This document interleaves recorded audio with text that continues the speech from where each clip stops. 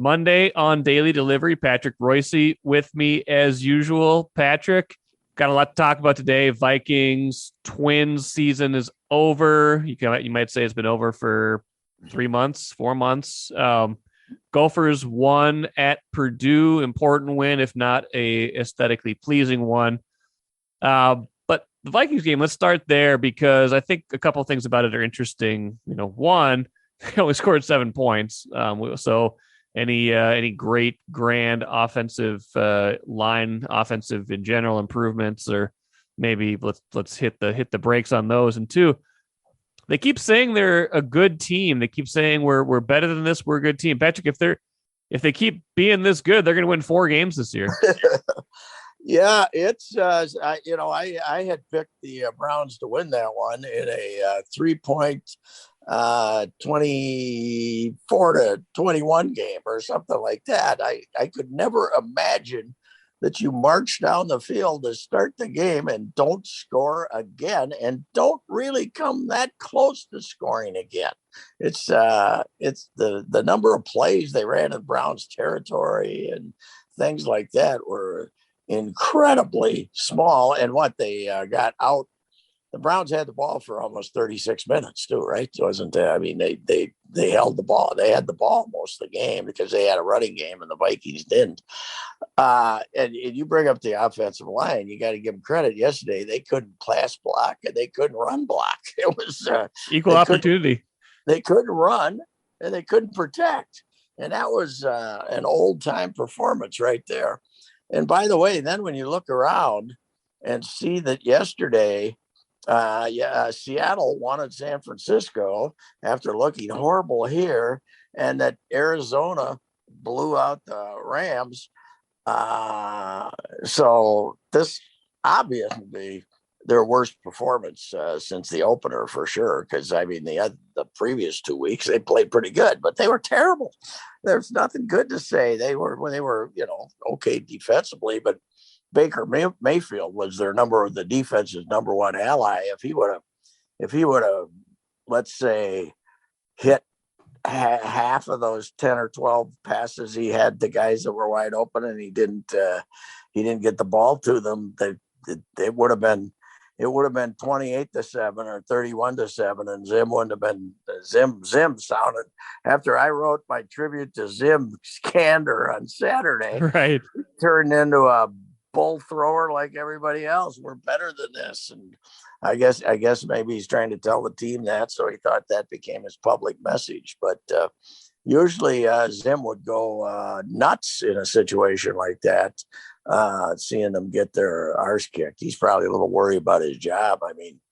With the Wilf boys, they get nervous. They've been pretty loyal to him, but if they get beat by Detroit at home next week, which I don't think is possible, but if they do, he might not make it to the end of the season. Yeah, I agree with that. The 1-3 now, and it's some of it's messaging, right? Some of it's real because they did play well in those 2 weeks. I think here's my theory on Zimmer. He'll always be kind of happy as long as the defense plays well. And they only give up 14 points. If they lose 35-28 and it's a close game, he's not as happy. Yeah, well, that's not a bad theory to have. That's for sure. I guess I didn't think of it that way. But we did have the story last week too about the kumbaya he's had with Kirk, and, right?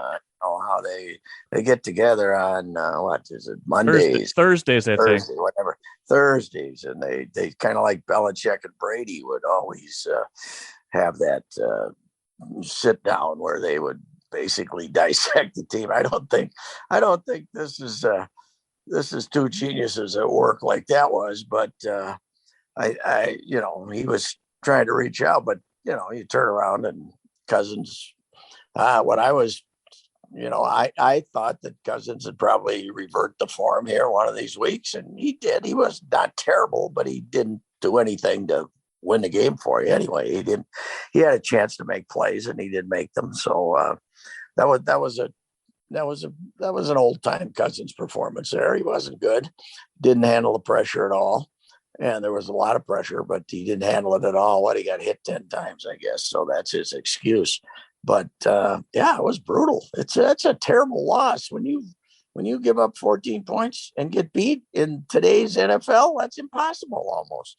Yeah, I got a text. It's funny. I got a text from another Vikings fan friend of mine. It was like it said it was right after the first drive. It said, "Seriously, Kirk is a different player, and I'm not inclined to ever say that about him." That was that was only the text, and I didn't see it for a while. Didn't respond to it. Get to the end of the game, I just responded, "We will always have that first drive." Like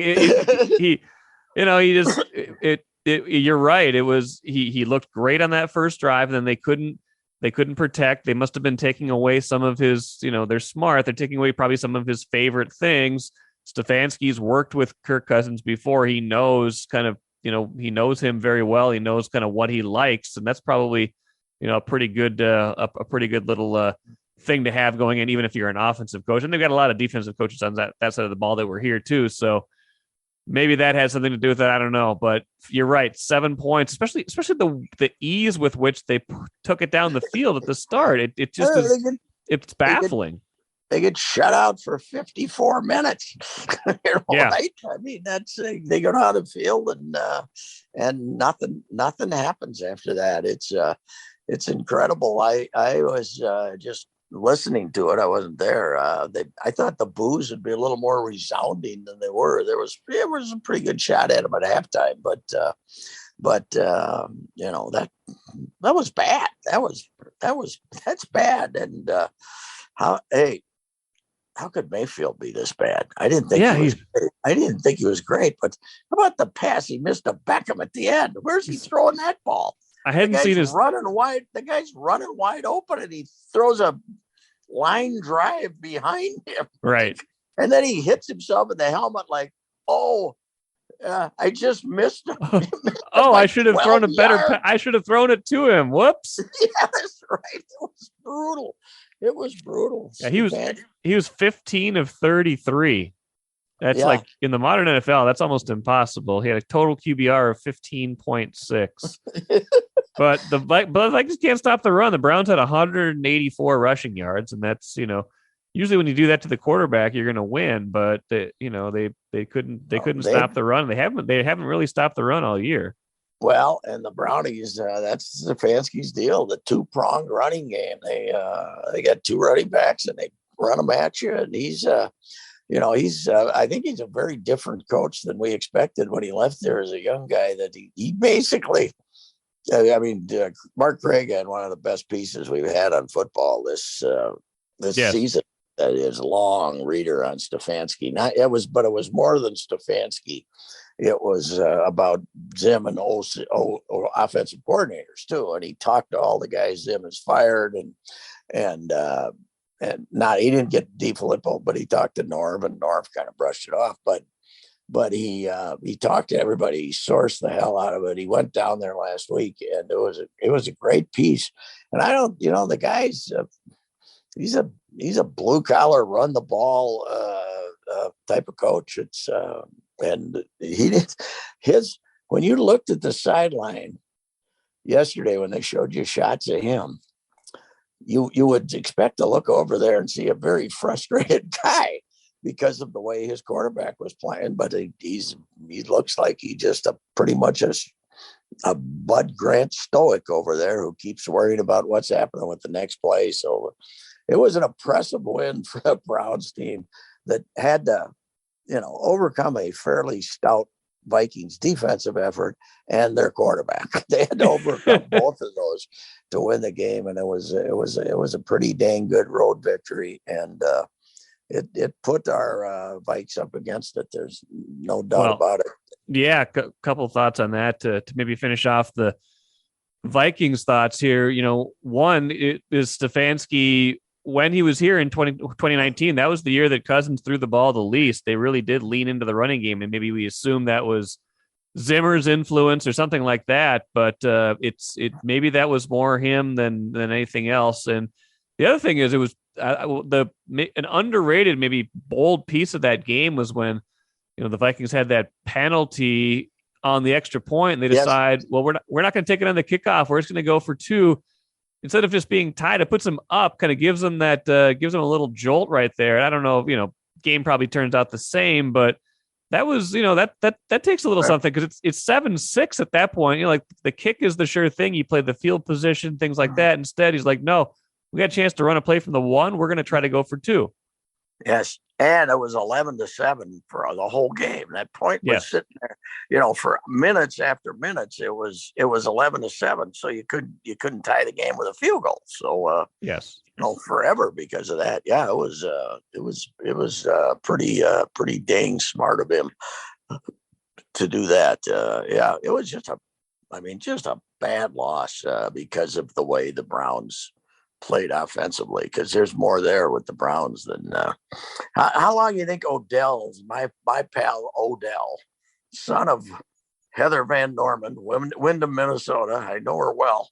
How long do you think he's going to put up with this guy throwing the ball 12 yards away from him when he's open? Odell's one of those high maintenance wide receivers. He's not going to put up with this nonsense. No, and you know who they got sitting over there, ready to sling it? Case Keenum, baby. Let's make the switch. We've seen the magic. That's for sure. That we have seen the magic. That's for sure. Since I was a kid, my grandpa, Jim Warner, taught us to treat our customers like family. And to thank you for 67 years, Warner Stellian is offering unbeatable appliance savings. Go to warnerstellian.com to get your $50 coupon you won't find anywhere else. Well, let's move on. I just, maybe I give one final thought, I guess, where, we, after they beat Seattle, I kind of felt like we kind of got off the firing watch pretty quickly. But, like you said, now that they're 1-3, they've lost this home game. Now they got Detroit next week, which, Detroit's not good. Detroit's winless, but, Detroit has played good halves of football. They're not just going to, they're not in quit mode yet. They're still going to try at least. They're just not that talented. You got Detroit and then Carolina, which feels like an opportunity to get back to 500 before the bye. But it also feels like an opportunity where if you lose both those games, we are definitely on a bye week fire watch. Yeah. I mean, Carolina, they're going to be the rather emphatic underdog playing down there. I would think, at 5-6 points probably, or maybe, they're playing good. Darnold is playing pretty good down there. They got a good defense. So yeah, you lose the Lions. You're right. If they lose them both, he won't come out of bye week, I wouldn't think. Although there's the other thing is you look at it and who do you promote? Who do you don't promote Clint Kubiak? No. So Patterson maybe, but yeah. Yeah, maybe you'll let Andre do it for 10 games and see if anything happens there. That would be a possibility, I would guess. So but I mean he won't make it if damn well Spielman's not going to stand up and take responsibility, right? Spielman, he's not that kind of guy. He's a survivor. He'll go in there and stab him in the back in 2 minutes. That's what it takes. So Zim's in trouble. He is in trouble. There's no doubt about it. And if he doesn't make the playoffs, he's got no chance to be back. Zero. I agree with that. 8 years a long run. You've only won 2 playoff games, and you've only been to the playoffs 3 times. It's not happening. He's not coming back. Frightens the hell out of me because as I wrote, right, I saw that. Get some 42-year-old guy who's full of BS up to his ears, who's strictly sending out the party line message. So they're a dying breed. They are a dying breed. We lost. We don't have Boudreaux anymore. Boudreaux is a great character. Hockey, you're right. Hockey gives us those characters more than anybody else. Well, hockey gives us Bill Guerin, who doesn't give a damn about anything. I love Bill Guerin. He's great. Yes, he does. Like, all right, Kaprizov, go play in Russia. We'll see you. Here's the deal: take it or leave it. And he ends up getting them to get. He ends up getting. We shouldn't spend too much time on hockey. We got so much to talk about, but he has gotten all those free agents except Fiala, who's I think he had to take the 1-year deal, right? But he got Eck cheap. He got Kaprizov cheap. He basically giving them old time money, and if they don't like it, the hell with them. So it's a different kind of guy, that's for sure.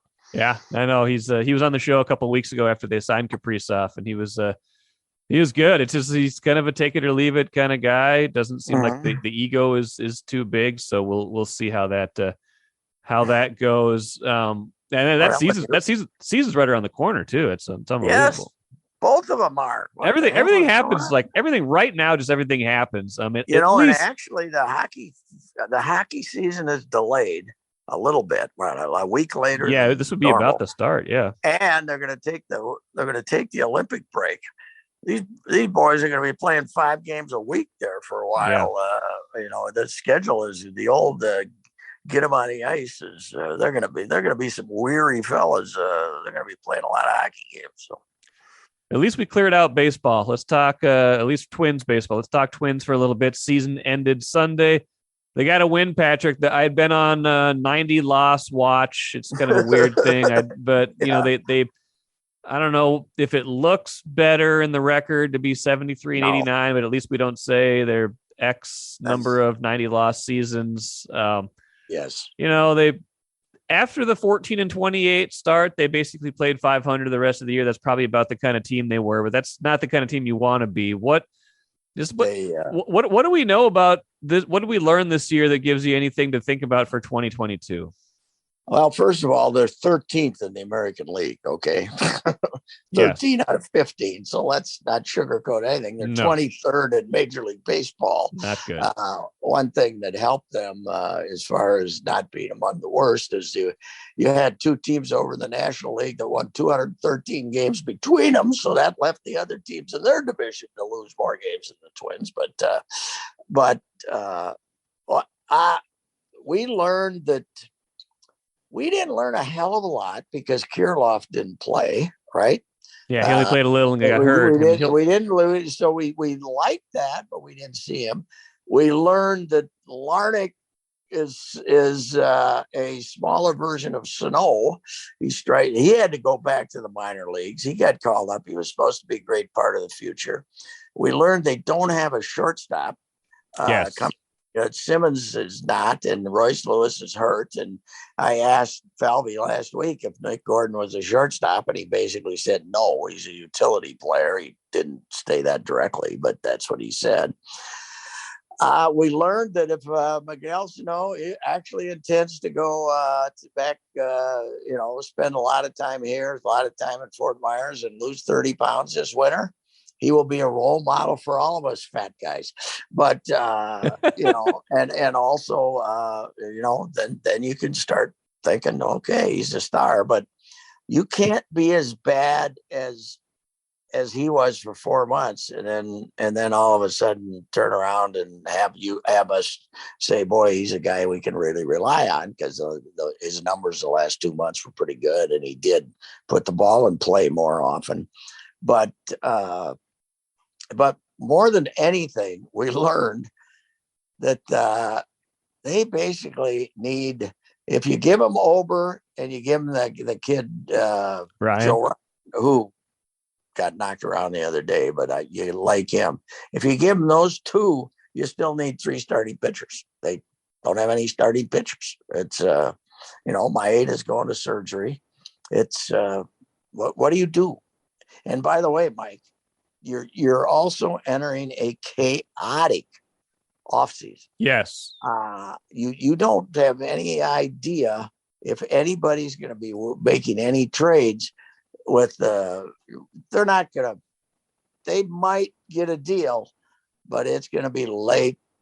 It's going to be right before the start of spring training, or maybe even a couple of weeks into what normally would be spring training.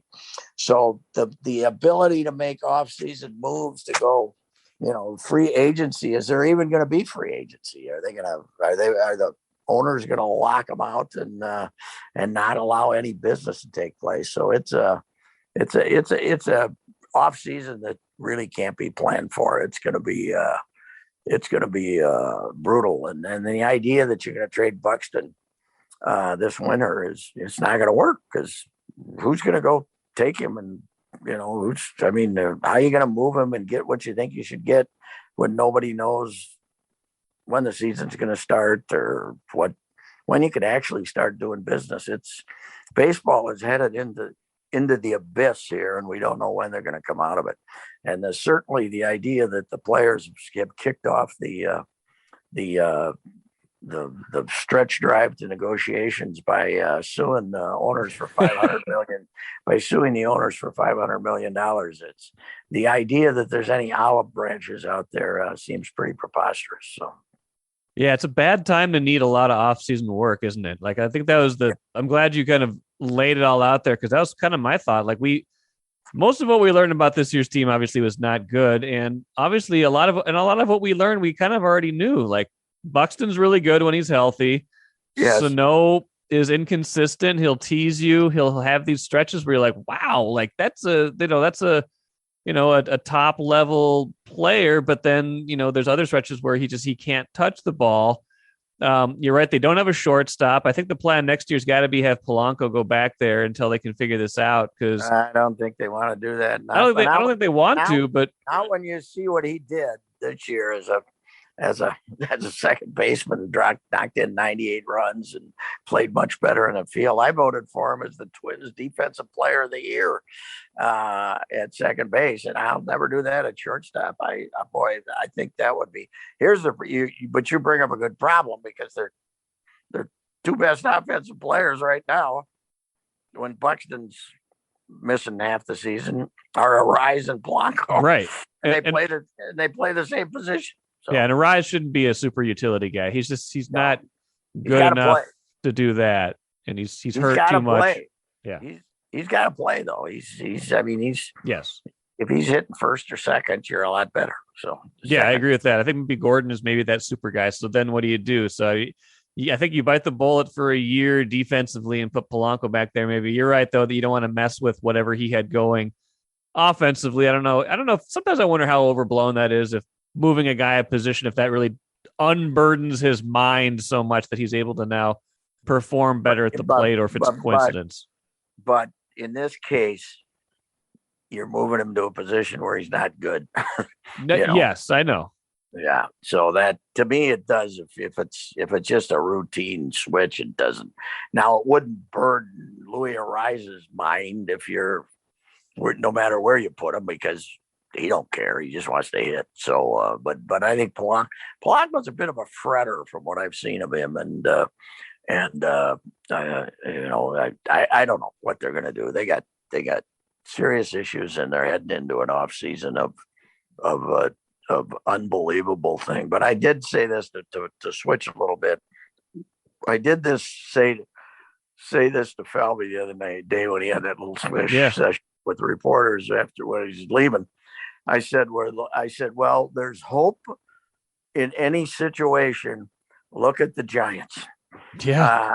And he said, it's a miracle. I said, yes, it's a miracle. And because of America's, I didn't say this to him, but because of America's absolute, what should I say, casual attitude towards baseball, that this team, which had a 75.5 or 74.5 over and under, won 107 games, held off the Dodgers, who won 106 games, and we don't,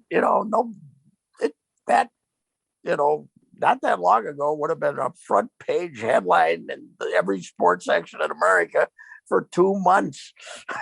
and it's just, they won 107 games. Look at who they won 107 games with, and look what they had to do to win their division. They won 107 games, and they had to wait to the last day to win their division.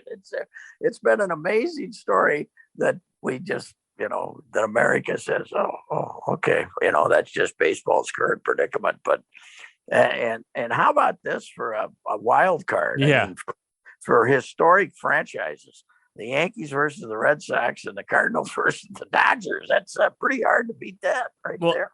Well, and just the, Cardinals won how many in a row? 16, 17? 17 in a row. 17 and then in a row. You got the Dodgers who won 106 games. I mean, that's like, just the clash of one game between those two teams right now is got to be unbelievable. Plus, Yankees, Red Sox, you can't beat that in a one game situation. It's like a game 7 basically for these guys. So Yeah, as someone who has gotten more casual towards baseball, who doesn't follow those storylines as much, I'm very excited for the wild card games and the overall postseason. I think it could be pretty good. I mean, it's like look at who's in, who's like there's not a lot of weakness there right now. No, there's 11. There were 11. I mean, the Blue Jays had a plus 183 run differential and didn't make the playoffs. So, but you know what these morons are going to do when they come out of this, don't you? They're going to have 7 teams in the playoff, and none of this. That Manford will have a 7-team playoff when we come out of here in each league, and he'll bleep this up too. He could screw up a 1-card parade. That guy. Yeah, he's and terrible. They're gonna end up doing that again. You gotta make the 162 game season mean something, you dumbhead. And he's not going to do it. Baseball is, they won't, they won't make sensible decisions, and they rarely do well. Although I'll say one thing they did this year, we thought the umpires looking at the gloves was going to be like just an annoyance that occurred all year. That was a big, pain, and we're going to have all these arguments and stuff. And we had the first week, there was some stuff that blew up, but since then, nothing, right? Nothing. Yep, they just walk over. They're like, there you go. So Josh Donaldson, the Josh Donaldson rule came into effect. It's Josh Donaldson should be remembered as a pioneer of trying to reduce cheating of pitchers for a guy. He's the only player that went nuts about it. And then Mike Schultz, the Cardinals manager, exposed it. And that's, they did make that change, and that added a little offense to the game and a little hitting to the game. And Garrett Cole might end up being the Cy Young Award winner, but he's not what he used to be. That's for sure. Yeah. And so anyway, that was the one thing they did this year. But they're heading in what, if ever a game cannot afford a shutdown, it's this one. But they're headed there anyway, I'm afraid. Yep. We got to talk Gophers really quick before we get out of here. It was not one of the more beautiful games. It was 20-13 over Purdue. It was raining. It was, both teams, both teams tried hard, but it was not. This was not the clash of the Titans. That said, an important win for whatever they want to try to accomplish this season. You lose that game, then all of a sudden you're going uh-oh. But I don't know how much of you saw of it. They did kind of enough to win. They made the plays at the end. The defense did its thing. Got the late stop at the end to finish it off. But I guess the biggest takeaway is that whatever we saw against Bowling Green, not surprisingly, that's not what this team is. I don't know quite how good they are, but they're not that bad. No, you better not have the oldest team in America with a lot of guys who've been pretty good in the past and play and be as bad as you were as against Bowling Green. But here's the deal, Bowling Green or not, this historic defeat, which will be there forever. Look at the West. Yeah, it's terrible. Nebraska, Wisconsin's awful. They're terrible. The quarterback got hurt, and probably nobody cares. He's bad anyway. Wisconsin's awful. Illinois is awful. Northwestern is, Nebraska beat them 56-7. And I saw this coming, by the way. You did. Before the season started, they have fewer players back than any team in the country. Everybody else has like 75% of their players back, right? Their impact players are back. They have 32% or something of their production from last year back. And they're brutal. And this is kind of the way they go down there. Fitzgerald builds it up, and then he has to try to rebuild it. They're terrible. I was good. Yeah. Wisconsin's bad, and they get Nebraska here. So when they come out of the break, they get Nebraska here. So Nebraska looks like they're the Nebraska. The Gophers is going to be the second best team in the West. Could be, because I was good, and but Wisconsin's here, right? Don't they play? No, I think Wisconsin's on I think Wisconsin's away this year. So they got Iowa here. Then. Yes, Iowa's here. I was here, I mean, I was certainly not invincible. And then here's the other thing. They got one of their East games is Maryland, right? I think so. Yeah. I'm just looking at the schedule right now on the fly. One of their East games. I think they got Maryland and Indiana, right? Or am I wrong? I think the Indiana for sure is one of them. Yeah. Well, just see what Maryland, for some reason, people do this big buildup of Maryland. About 3 years ago, they built up Loxley. And, we had this going because they beat Howard or somebody. They were 3-0. They're late. They were terrible. Iowa goes there and beats them 51-14. Wasn't it 51-14 Friday night? So they're frauds. They got the easiest schedule they've ever had in history. So we'll see if they can, but they're going to have a hard time avoiding 8-4, I would guess. Yeah. If you lose to Iowa and you lose one other, that's about the most they can lose. So. Point of clarification, you were right. Actually, you were right about the Badgers are home at Iowa. And you're right, Indiana and Maryland are the two crossover games. They get the bye, then they got home. They got Nebraska and Maryland home, and then they've got at Northwestern and then versus Illinois. That's 4 very winnable games coming out of the break. How can you lose one of those? Yeah, well, you can lose to Nebraska. But anytime Nebraska's got a Martinez at quarterback, you got a chance because they can't pass. They have a family trait. They've had 2 of them. They can run. They can run. They both look like Baker Mayfield. Yes. On line drives all over the ballpark. So, I mean, the schedule's easy beyond belief. And the fact that they now have, kind of gotten their feet under them again. They weren't great, obviously. But they're, that was what, when you look at their schedule, that was one of their tougher games at Purdue, and they won. Purdue's not good either, but they were, good enough to beat the Gophers on the road. So this could be a very boring 8-4 season. Yeah, it could be a classic Mason season. Yeah. But Mace, the Mace would have went down there and they would have figured out a way to run for 300 yards and have the ball half the time or something. Down at Purdue, but then again, Mace probably wouldn't have won too many games with his defense where they gave up 13 points in a row either. So, but yeah, it's a good win because it kind of wipes out the humiliation of the Bowling Green loss, which is Bowling Green, by the way, 17.5-point underdogs. They only lost by 7 at Kent State. So they're on the march. They're on the move, baby. Here we go. That's true.